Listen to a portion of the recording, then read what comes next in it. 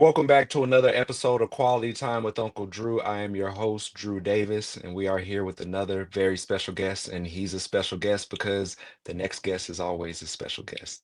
And that is my boy, my youngin, my young OG, Arden Walker, a outside linebacker slash defensive end that plays for the CU Buffaloes.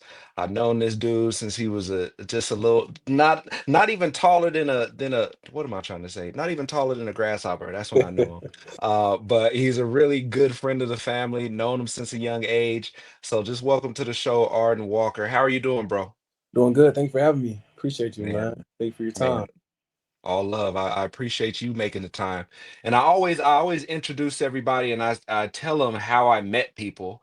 And pretty much I just said how I met you, but I remember you were your dad was our defensive line coach at Marbello High School in Denver, Colorado. Yeah. And I remember I went to the University of Oregon, and a person who was really close to you and really close to me, Coach Juice, Kevin Drayton. He would always be hitting me up, and me and Kev talk all the time. But he's like, "Hey man, send Arden some gloves, send Arden some sweats, send him a sweatshirt, send him a hoodie, send him a hat." So I always remember I was sending a couple things back home, just especially for you.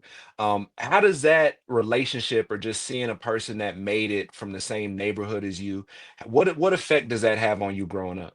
I mean, it was inspiring for sure. So like, and I like backtrack to that. Even when you did send me some gear, so I had like I think you had like the hoodie with your number on it. It was like the 10 Oregon hoodie on it. So yeah, I wore that to like we had a college day in elementary.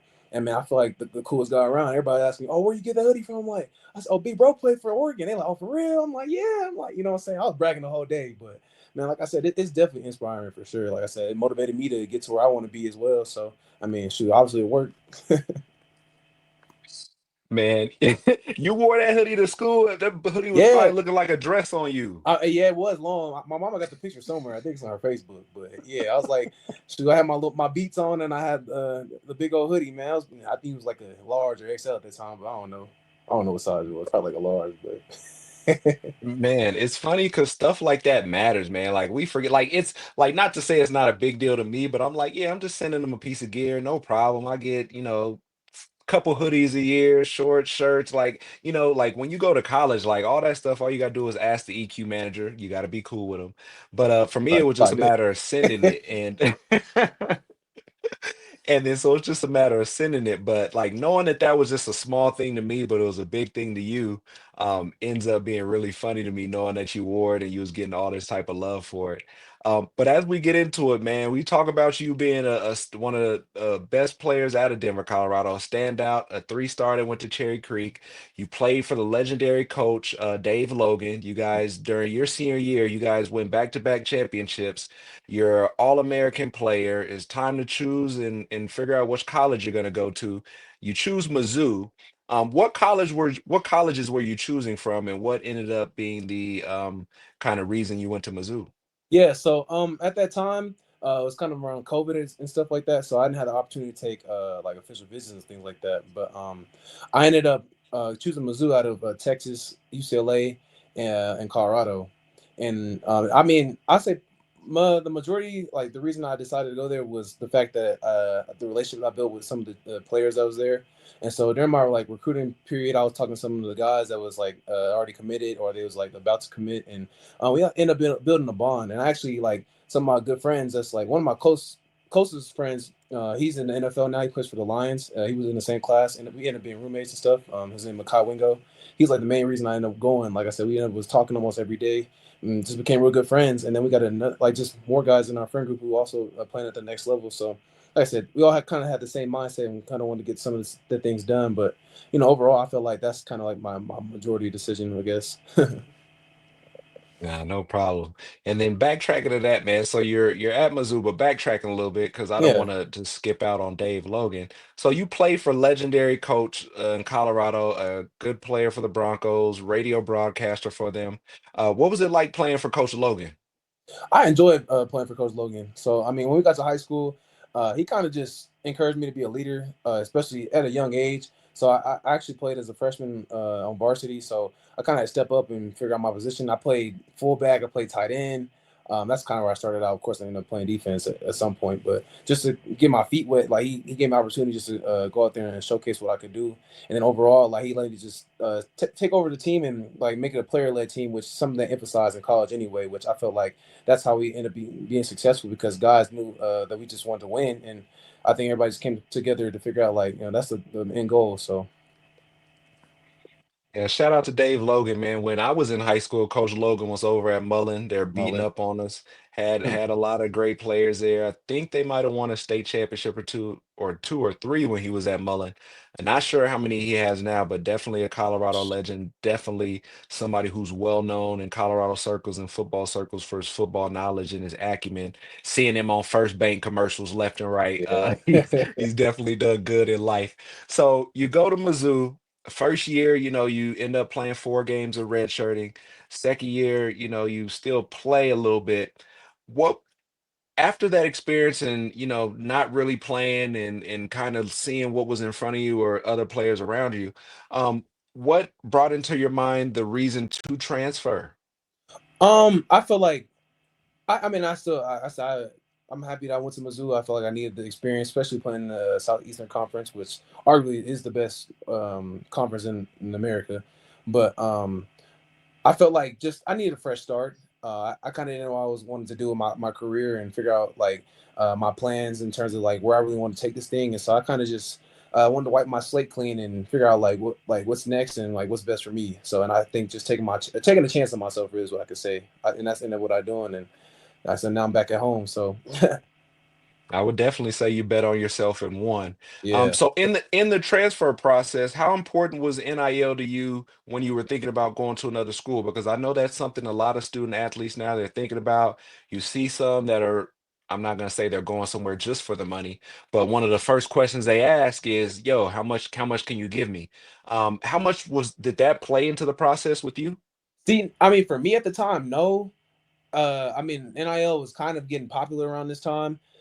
Really when I first got into college, but like when I transferred, I didn't really look for that. Like I said, I was looking to play. Like I said, I have a love for the game overall, and like the biggest thing is like I want to feed my family by doing what I'm supposed to do, and that's playing football, putting the stats up, and all that. And I mean, of course, like knowing what I know now, like yeah, it's a business in terms of just college football is changing and stuff like that. So like the forefront of college football is definitely changing, and I think that's why the money side with NIL and all that plays a big factor with the transfer portal. But I mean, for me at the time, like no, and just to say, like, even if it was a thing, that still wouldn't be a thing for me anyway, because like I said, I love football. So I was looking just to improve my skills and continue to keep developing because like I said I want to get. You said the key thing you wanted to develop, you want to go somewhere where you can play.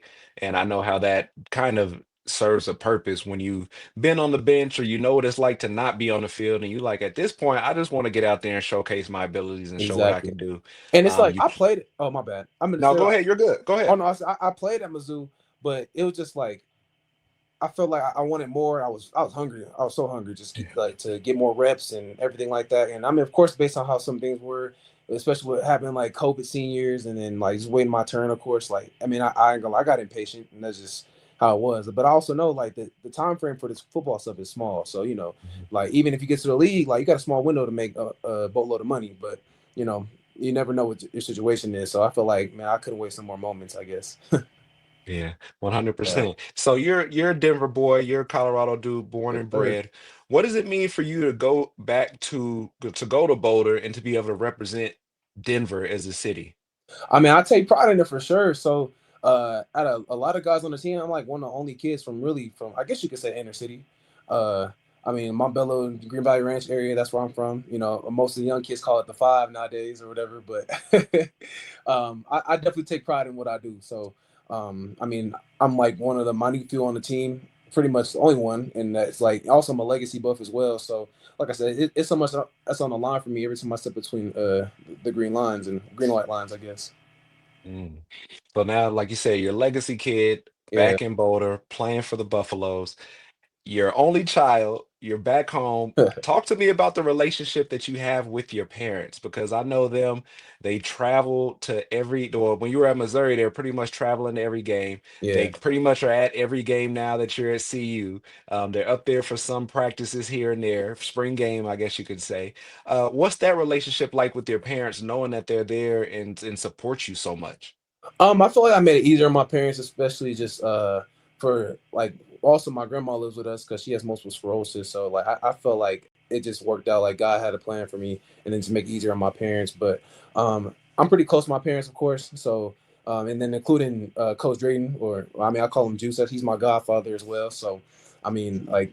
He almost at the house every day too, so it's like I mean I got basically two dads and a mom, which it makes it great. I just have fun and I come home and help out when I can and things like that. So, I appreciate it a lot more. I feel like I'm just back to being close. I mean, I was always close, but like just I feel like the small things definitely something I didn't realize, especially growing up now and like maturing. So, I appreciate it for sure. Yeah, so Coach Drake, we call him Juice because that's his name. Um, Yeah, my so if God, you man. hear, so if you hear us call his name or using it, we use it interchangeably. And so one of the things people worry about when they live too close to home or when they go back to somewhere that they're from is the amount of time they will spend at home or or going home, I should say. How often would you say you're back at home? I know you just talked about a couple things. Hey, I go home like during the off season and then the weekends. I go home every weekend, pretty much. So I go home and go eat because I said my mama gonna make me something, make some tacos or whatever I want to make. My dad gonna put some steak on the grill. So yeah, I take advantage of eating for sure. Like if anything, I'm gonna go my back at home. That's why I really go home, and then I just go home and lay up for real, just to chill and relax. Also get away from from school for a little bit because I mean I definitely feel like I put my hours in during the week with academics and of course like my sports commitments, of course. But I feel like just going back home, it's like a break. Get away from reality for a little bit and just hang out with my parents and talk to them or go do stuff with them or go hang out with my mom a little bit. We go shopping or just catch up on the things that happened during the week. So it'd be fun, a little debriefs and stuff like that. I love it. You hear some people they don't go back home at all, or they just go back home and it's time to wash some clothes or something. But you said a big thing. You're like, nah, my mama be cooking. I'm at home. My dad's putting food on the grill. Like, nah, we going back to the house. Ain't nothing like Right. some home cooking. Yeah, I feel like in return, I gotta do some chores I did back in like high school or middle school or whatever. But I mean, that's fair. Like I said, I'm cool with it. But yeah, I mean, I just enjoy coming to see my parents and just really enjoying quality family time because I feel like as busy as I really am and what I'm about to be real soon. I mean, coming back home or depending on where I'm playing at professionally, like I don't know where I'm gonna be at. So I enjoy it right now. No, that's all love. Enjoy it as much as you can, man. The older you get, the more you appreciate that family time, those rides in the cars, out shopping, whether it's you're shopping with mom, whether you're just helping her with bags, whether you're just being there being security, making sure she's all right and good, Real. even though your mama can take care of herself. You But just those things, you always gonna be their baby, you always gonna be their son. Like that's never gonna change. But I love to hear that you still going home a lot and just being around them and just soaking up that football knowledge that your dad has. that too. Like we said. Your Yeah, I dad even played mentioned that it. though. Like I said, of course, my dad was a coach. He coached me all through my years, all the way so high school, of course. And then my mom was in education, still is. So I mean, I said, pretty much I'm on it regardless if I go home or I'm up here. So wherever Yeah. I'm at. So since you hit on that, let's touch on that. So your dad's always coached you in your life. Your dad was a Mhm. defensive lineman at CU during the time they was popping. What has it been like him being your coach for the majority of your life and being able to teach you all the stuff that he knows since you guys pretty much play a similar position? Yeah, I mean, of course, people would be like preaching about nepotism and all that stuff, but I definitely didn't see that. Like, I feel like my dad was always the hardest on me because, like, from a leadership standpoint, he made sure like I was on it so I could bring everybody else around me along. You know what I'm saying? So, just like when I was in practice, sometimes I remember like I'm in middle school or high school, I'm frustrated because he getting on me compared to everybody else, or like if I'm doing a technique wrong, he definitely gonna call it out, or he watching me the hardest because I'm like, man, come on, dad, like relax. I mean, and he coached me not only in football, but basketball, baseball, soccer when I was playing at some point. But so, I mean, I feel like just the effort side and the willingness to work and work ethic, I feel like he instilled that into me. And I feel like I'm pretty successful right now and I'm going to keep going and keep it steady, I guess. If I know anything about Coach A Dub, he gonna be on you. He gonna Yeah, talk some stuff. He gonna have that some too. jokes to clown you. Right. Or like I said, I mean, like watching film and all that. Like I still watch film with my dad. You know, there's some things that he might see that my coach might not see. So, you know, some of the small things, of course. But I mean, shoot, he's one of my biggest critics. Which you know, I feel like it helped me anyways. Just going into like the public eye, and then just being around like certain coaches and all that. Like I feel like I know how to maneuver like within this football world. So it was a plus for me for sure. I'm very blessed in that aspect. Yeah, man, it's a blessing to grow up and have your dad be able to be your coach, Real especially when he knows what he's talking about, and especially when he knows all the right buttons to push to get you to perform or to get you to get mad to the man, point you can perform. man. One of those two things. And so you go to Missouri, you choose CU, and you go there with the very prominent coach, Coach Deion Sanders, gold Uh, jacket, all-American, all-pro, one of the best cornerbacks and punt return and kick return men to ever play the game. What is the, and I'm not going to stick around talking too much about football, but what is the funniest or craziest thing you heard Coach Prime tell a, do you've heard him say or you've heard him tell a player? I be laughing because like uh sometimes during like pregame or like halftime and stuff, or if like our special teams are struggling, he'd be like, special teams, you're not being special. I'd be like die laughing at that. It's just funny. Like I've never heard that before, but I'm like, I mean, I guess like you know what I'm saying. I guess it get people motivated, but you know, and what he'd be saying, I'd be cry laughing sometimes. Special teams, you not being special. And then staying with the so having a like I said, all those things I said about Coach Prime, all pro, gold jacket, he has some connections to some people.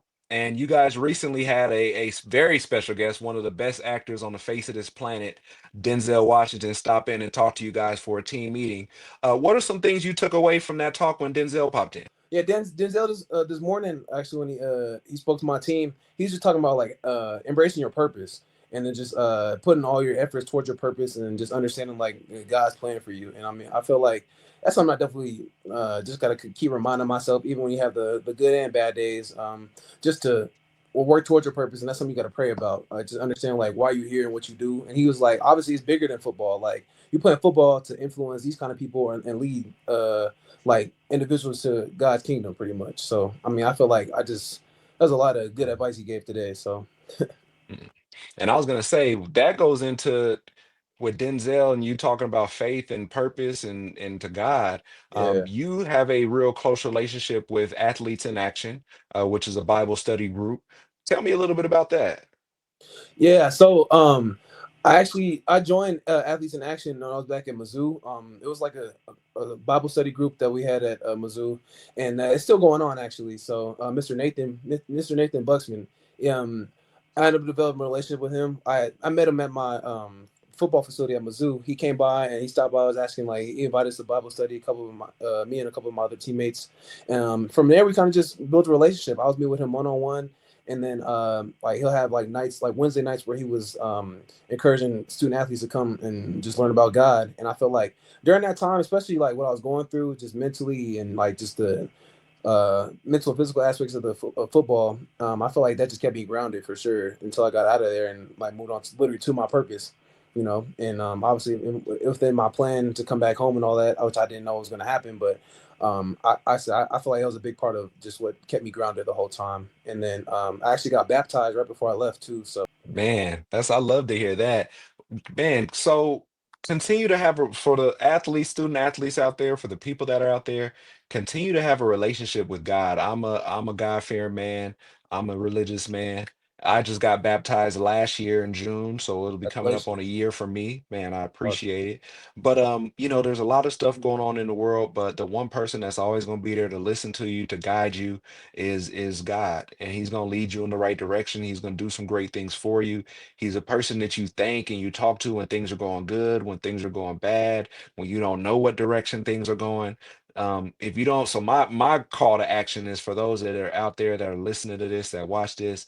If you don't have a get a relationship with God, get some sort of relationship with God, get some sort of relationship and community with a church that you're going to Yeah, regularly, to build a church community and to build that kind of faith family that you can lean on and they can check on you. But outside of that, man, like for real, like I'm really serious about that. If you're a student athlete, look into FCA, go to those meetings on Thursday or Fridays. They were at that time when I was in school.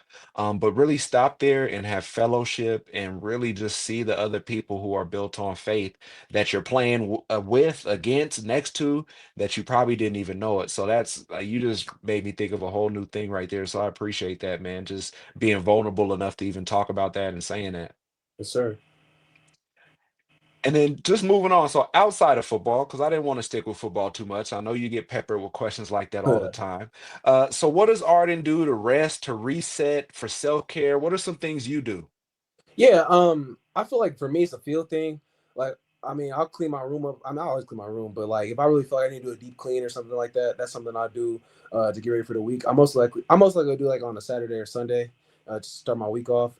But when I come home from like practice and all that, man, I'm getting I got like some recovery leg sleeves and all that, and then I'm watching YouTube or like I said, I'm just watching a podcast, watching some highlights or funny videos on YouTube. I love YouTube, so.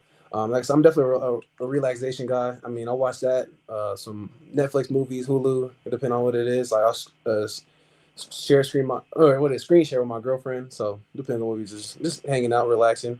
I'm not really like a video games guy. I never really been like I always had the Wii and stuff like that. I mean, as the only child, like I had the console, so when people come over, they can play the game. But I don't know. I just really never got into it like that. So just I enjoy my time just napping and relaxing, honestly, because I mean we're so busy throughout the week. So I was gonna say for a college athlete, man, it's funny that people used to ask me what I do, and I'm like, man, I just sometimes I'm just sitting down, I put a record or two on, I'm just like you said, cleaning up. Like some people don't understand that cleaning up is really self-care. Like you're just taking time, you're getting your space in order, you're vacuuming, you might be changing the sheets, you might be doing laundry, but you're really just doing a reset for the week.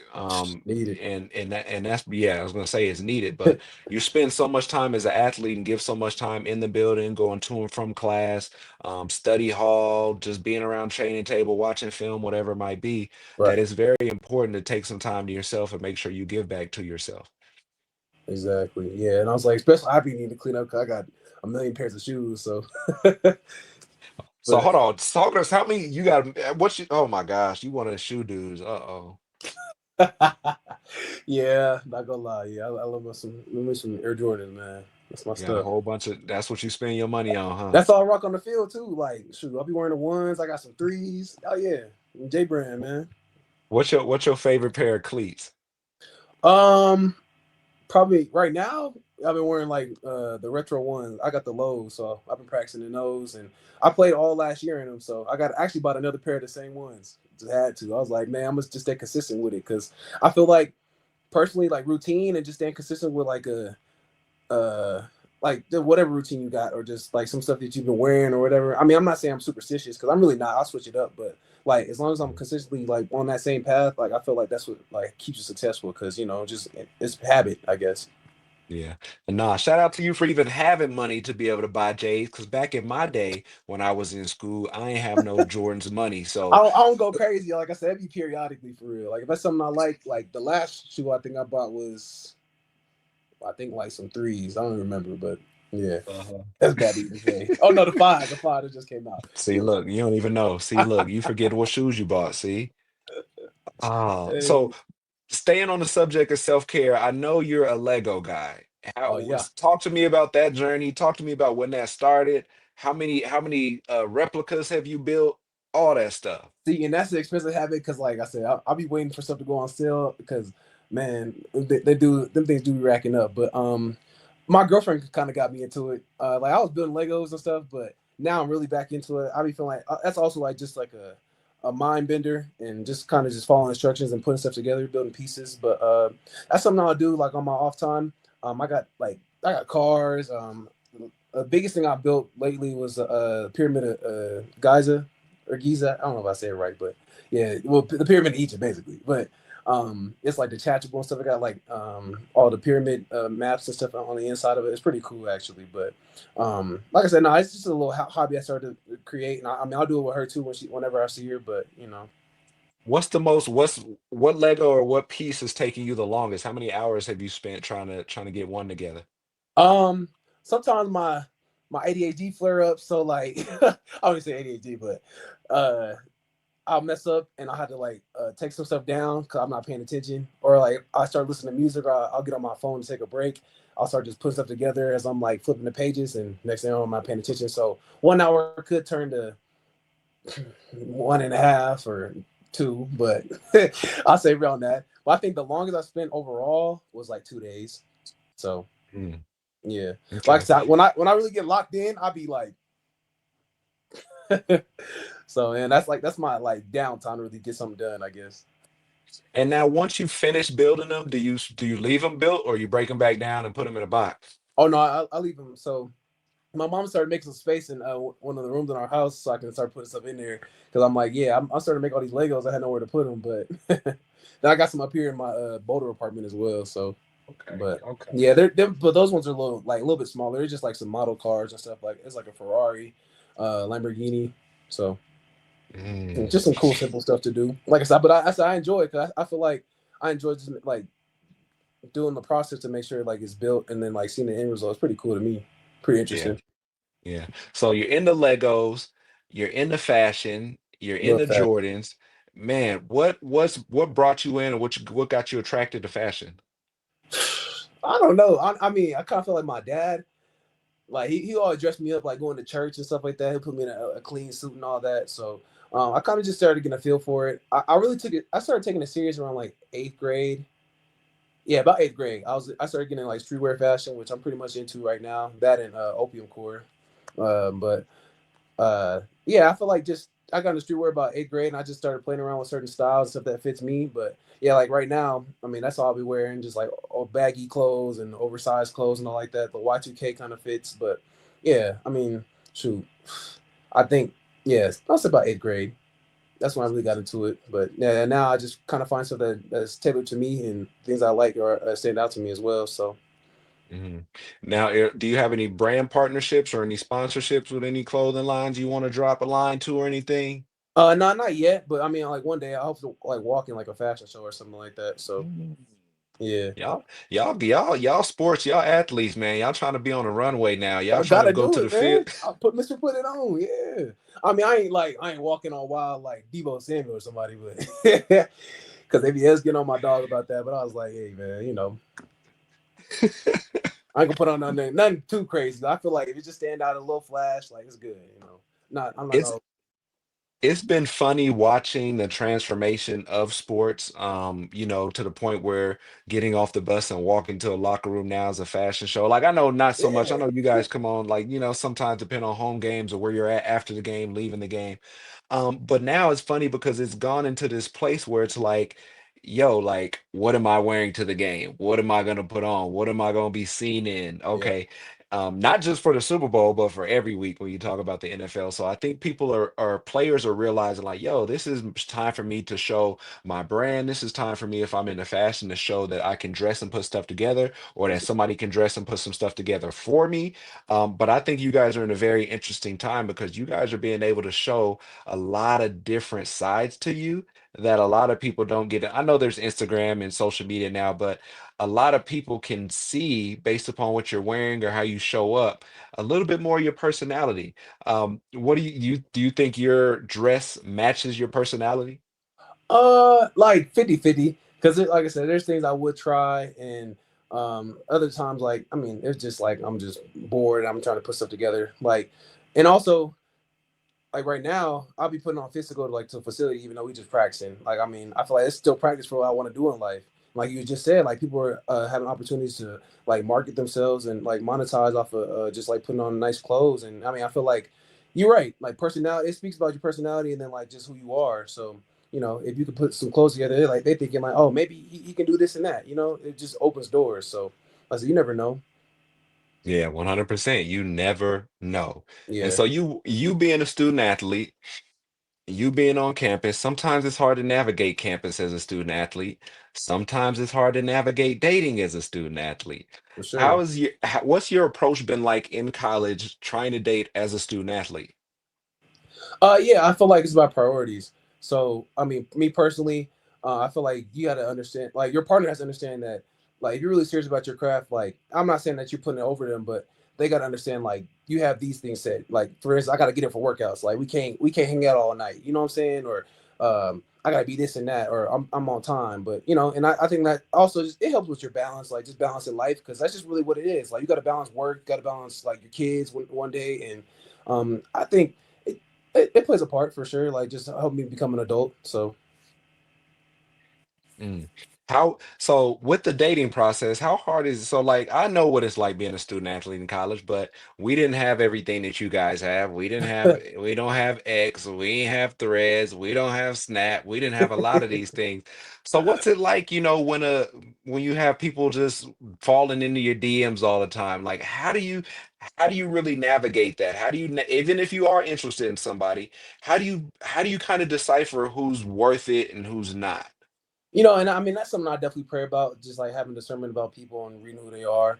But yeah, I mean everything that's good isn't gold, of course. But I think just you giving people a chance to see how genuine they really are, or just kind of like just developing a relationship, or even talking to them, just like giving them a chance. I feel like it's okay.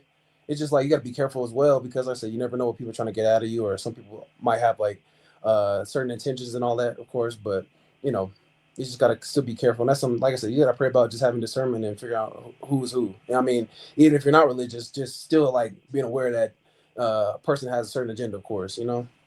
Mm. And so when it comes to dating in college, and you talked about like you got to have your priorities, and like you Yeah, said, you ain't say football comes first, but I'll say it for you. Football comes first, being a student athlete in yeah, for school, no sure. matter I who you agree. date, no matter what you're doing. Um, so have you had ever had anybody that didn't really understand that and was like didn't understand the time constraints that really goes into being a football player, being a student athlete on campus? Um, I want to say I haven't, but I feel like sometimes like a woman does it can get frustrated, because I mean being real, like women definitely need certain attention at certain times and stuff like that. So my priorities, like I said, I have to be certain places or go somewhere, or I have to travel on this day.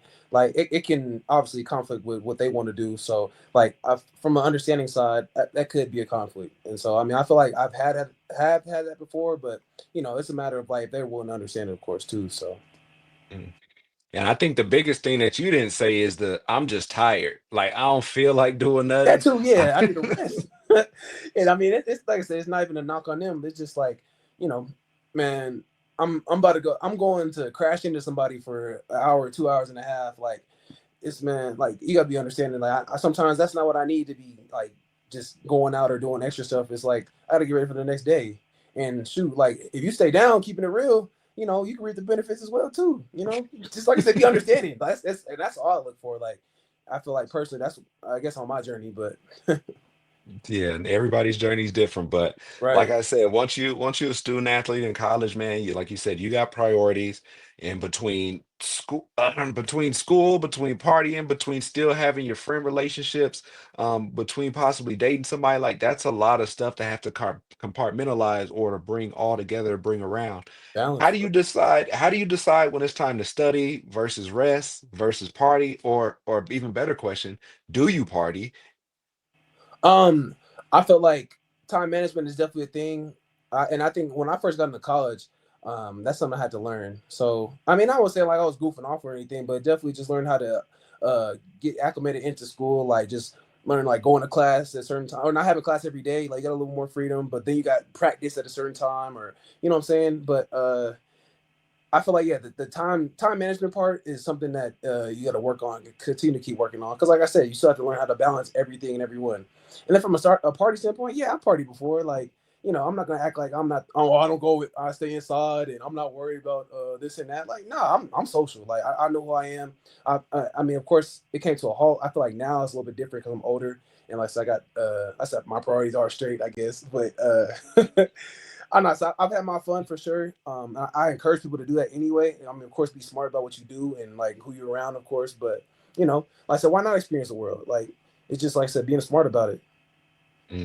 I'm not 100%. not Like, against the party scene at all. Cause I said also, like I said, networking and stuff is still a thing that plays a part in college. Like you end up becoming friends with somebody. Like you never know what job they're gonna have. Like, hey, he was cool back in the day. Like, oh, let me do this and that, or like, I need to outside of your teammates. You know? yeah, you definitely, like you said, relationships outside of your teammates is big. A lot of people that you're in class with, that you're running Yeah, to campus, and like you guys had like a lot of big wins this year at home. Like usually after big wins at home, you might go out a little bit. You might have some friends that came up or drove up from Denver that are staying up there for the game, and you want to show them a good time. yeah. But outside of that, man, like you talked about having your schedule in line. I found a way in college. I didn't have class on Friday for my last 3 years in college. I Oh, he was always looking had a good. 3 day week. What? But Friday was my day to run errands though. So I would just run errands on Friday, haircut, take clothes to the cleaners, pick them up, clean my crib before we had our game on Saturday if it was during the season. But those are the things you learn, like when you're in college and you become an Yeah. OG and you kind of like, hold on, like I don't know about, do you guys practice in the morning or the afternoon? Yeah, we're a morning program, but I said I was practicing afternoon at Mizzou, so I said that was a change too when I first got back here and just kind of figuring that thing out too, you know. So I Yeah, went from that's a getting up whole at like different beast. yeah, I was getting up at like 8 o'clock. I mean, if I had class with someone, we had like our meetings and stuff at like 11, 12 o'clock in the afternoon. So now I'm getting up at like 5 o'clock every day. So it's like it was an adjustment, but I mean now I'm rolling. And I mean if you think about it, it depends on of course what team you play for, but most NFL teams you get up in the morning anyway. So Yeah. I guess I'm Yeah. getting ready. I was gonna say they get up in the morning where it's a real job where your direct deposit hits on Wednesday morning, if I'm correct. You Wednesday, should yeah, check Tuesday it. or Wednesday, yeah, Use it, check it every morning and know, is it there? All right, it's cool. I can go back to sleep. You should check it every morning, like 2, 3 o'clock, log on my account. real. But but as we get to the end of this, I know you were at a very interesting point in your career this past after this season. You had to decide whether you was going to take a shot at the NFL and go ahead and do that, or if you was going to come back to school. You decided to come back for your fifth year of college. What played into your decision to do that? I just want to give my chance, like myself, the best chance to really go up in the draft board. So I feel like there's some stuff I left on the table, and this past year, this one of the years I got like a lot of reps and stuff like that. So I feel like now it's just like putting the icing on the cake and make sure I maximize my opportunity. So obviously I'm a starter now as well. So I'm one of the leaders on the team, and I'm like I went through the process. I feel like now it's my time, really. And so that's just having the eyes on me to really perform and do what I'm supposed to do. Like, I mean, it's like, why not? So now when I go to step into the league next year, it's like, okay, cool. I feel like I solidified myself enough and know what I need to work on, know my strengths and weaknesses. Because of course you get a draft grade and all that stuff too. So it's like, why not just work on the weaknesses and let's say give yourself the best chance. Yeah, 100%, man. Not a lot of there's some players that are just so gung ho to get to the NFL that regardless of what type of year they had or looking at what other players are coming out in that draft in their position, like they might go ahead and just take the leap because they want to get there so bad. And sometimes it's not the best decision. Like, Yeah, and that's why we talk about being a football player. And sometimes it's not about exactly what you do on the field, but if you're coming out in a class that's really deep with linebackers or outside linebackers and you got to risk being an undrafted free agent in order to make a team, and you still have another year to come back to school, yeah. maybe the best So decision is to come back to school and get some more film, show scouts that you're better off of the year you built last year, being stronger, being faster, more explosive, whatever it might be. But a lot of people don't make that decision and thinking about as many things as you just told me. yeah, and I feel like I took all those into consideration. Like I feel like this past like winter workouts because I missed spring ball last year because I tore my hand up and I had to sit out. But I just like taking that time to really work on my body and all that stuff. I feel like I've been doing that right now. And then obviously we're in spring ball, spring practice. Um, like I just seeing it translate to the field, which I feel like I definitely need it, and just continue to keep polishing my game and work on some of those extra reps and stuff when I am in. So that's I appreciate it in a way. Yeah, I was gonna say, man, as long as, like you said, having if you come back, have a healthy spring, and then, like you said, you're one of the leaders on the team. You guys are turning over two very great generational players in Shador and Travis, and so a lot of eyes are gonna be on you guys as a team to see how do these guys do. And one thing I wanted to tell you, you are one of the highest graded all outside linebackers through PFF, I think it was. But you also being able to say like, all right, well, who's in this draft? Can I do better than what I did last year? Like those things matter. So man, like that's why I always like being around smart young players, because instead of me having to ask them these questions and kind of help lead them to the answers, smart people like you also have the circle to do that. I'm pretty sure you and your dad sat down, talked about it, did some Hmm. things, and figured that coming back was the best thing for you. And I know you're gonna make the best out of that situation. And so as we kind of come up and end this, man, I always like to ask the athletes and the high performing individuals, what advice do you have on it? It's a two-part question. I'll just give you the first part. Yeah. What advice do you have to other players that are entering their last year of their college career? I feel like as I kind of watch some of my guys around me, or even someone that I feel like they get strung out or they tired, like you can't slack off because, like I said, if you so close to the money, it's like, man, why not go like sign the check? You know what I'm saying? So, especially some guys get to the year like they last year's senioritis in a way. It's like, oh man, I've been doing this. I've been going through fall camp. I've been going through spring ball. Like, you know, I feel like you got to still have to be motivated and still have a drive to go do it. Because I mean, what if you in the league and you on year 6 or 7, and it's like, okay, well, where am I at from now? Or am I at here now? Like, or are you still working to get that second contract? Like, there's so many things where it's like the work is never finished, you know. And I stuff like I feel like this is the time to really like give your last like what do you say, like the last gas, I guess, you know what I'm saying? Like just really step on the gas to get to the finish line. And I mean, that's how I look at it right now, especially for my situation, because I'm going on my last year, my last year eligibility. I'm graduating in this fall. So, like I said, make sure I'm just putting everything, all my ducks in a row to, like I said, go get this money, really. Like you said, that senioritis is real. I'm not even gonna lie to you. I finished my senior year. We played a national championship game. It took Man. us like I think a week into the quarter of academics, and we lost the national championship by 3 to Auburn. We don't talk about that. But Man. I got back to Eugene, and I still had a couple classes I had to finish. I was done with all my regular classes for my major. I think I had one elective, and I was minoring in theater arts, and I just didn't feel like going to class. Like I dropped my minor, I dropped that class that had me going to campus, and I had like one or two online classes I needed to finish. But that senioritis is real, and knowing that you're going into your fifth year of college football. I only did four, but there's people that once you get it in your mind, thinking about the NFL and thinking about what comes after this, or I can't wait to get after this year so I can be done. That's when something usually happens. I'm not gonna say people get hurt, but I mean, just enjoy that time of you finishing up school, because you don't get that time back. You don't call the homies up and y'all do 7-on-7 drills at the park. There you can still run and hoop and do this stuff, but it's not the same as the organized environment that you grew up with or you had at your college. Even Yeah. though a lot of people are gonna be like, man, when I'm done with college and my coach, man, I ain't gonna miss this stuff. You'll miss it a little bit. No matter what Yeah. side you look at it from, you'll miss it a little bit. You won't like the tour days, or y'all don't even have tour days now. You won't miss the tour days, or you know what I mean, but like you'll miss the camaraderie of the locker room and what that's like to show up with people in the morning or leaving after games or coming in that locker room after a win. You're gonna miss those types of atmospheres because it's really, really hard to recreate.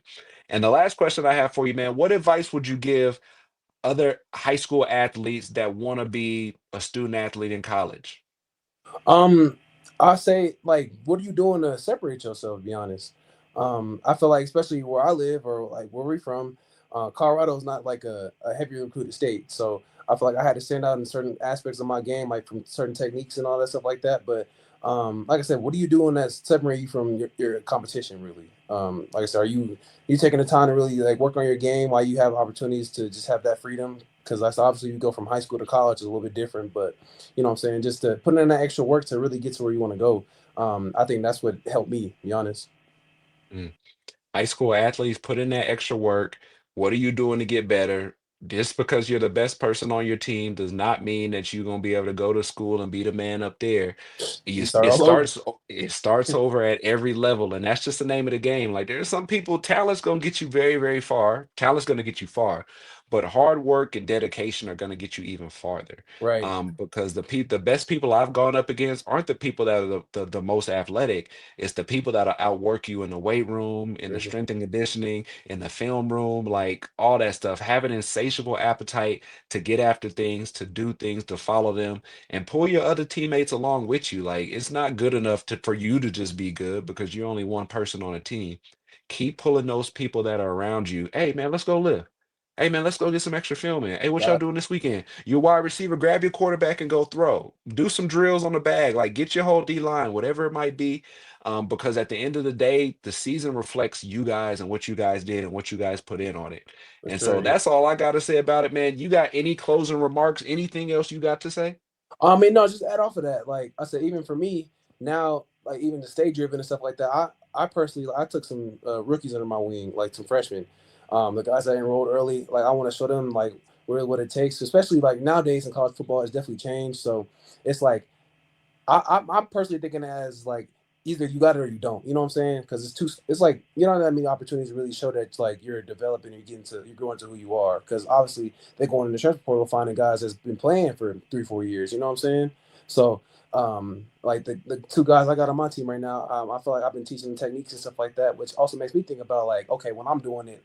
Like how much better can I get and how much can I tweak it and like fine tune my work, you know what I'm saying? So like I said, just the aspect of finding ways to stay motivated, stay driven. Like I think that's what continues to push your success for sure.